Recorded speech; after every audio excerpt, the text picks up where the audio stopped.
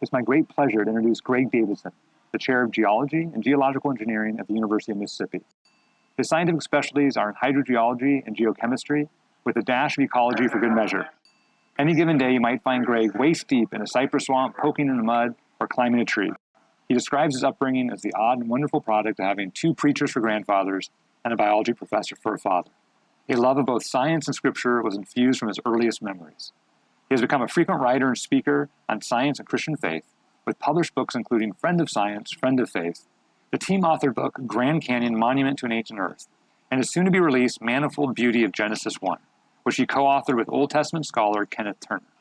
When he's not teaching, writing books, or poking in the mud, he also dabbles in creative writing, weaving spiritual lessons into science fiction in his Malapin trilogy. Greg is the husband of one kindred spirit wife, father of 4 children, and working up a requisition for grandkids. Please join me in welcoming Greg Davidson.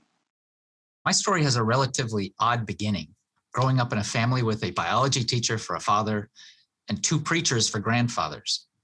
My scientist father had a love for the Bible, and my preacher grandfathers had an appreciation for nature and science.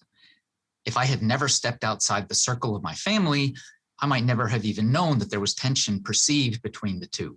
Science and faith were simply friends. In fact, I enjoyed both so much, I decided as a senior in high school that I would study biology in college and then go to seminary to be a theologian. On my application to Wheaton College, I filled in biology as a prospective major. Upon arriving at college and filling out a similar form, I wrote geology. I am not a spontaneous person, and that was not a typo. Yet to this day, I have no recollection of what prompted that change. Yet I also have no regrets. It was a wonderful fit for my love for exploring natural processes, particularly those related to water. I soon felt a strong calling to shift my plans from seminary to pursuing a PhD in water resources at the University of Arizona, just a little south of where this meeting is being hosted. Beyond my home, I did begin to encounter the tensions that others experience between science and their Christian faith. I lost track of how many times someone would learn that I was a geologist and a Christian and ask, "So how does that work?" And I soon learned that responding with, "Quite well, actually," was not really a sufficient answer. As I engaged in those conversations, I found that many had a sense that God's natural creation and his written word shouldn't be in conflict. Yet voices of authority, whether professors or preachers, repeatedly told them a choice had to be made.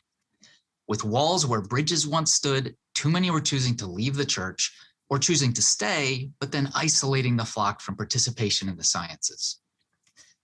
Recognizing the desperate need to restore those bridges made me realize why that high school kid who had thought he might want to be a theologian one day later felt called to a career in the sciences. God had placed me and others like me in a position to have a unique voice in the church. When I can start a conversation by telling fellow Christians about my own faith and journey, I earn the right to be heard on science. When I can tell still more stories from history, how the study of God's natural and written word interweaved to gain a greater wonder for both, hearts and minds begin to open to consider scientific data.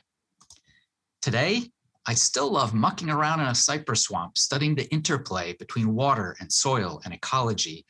And I also marvel to see how God has brought me full circle, where my writing, speaking, and passion is equal parts science and theology.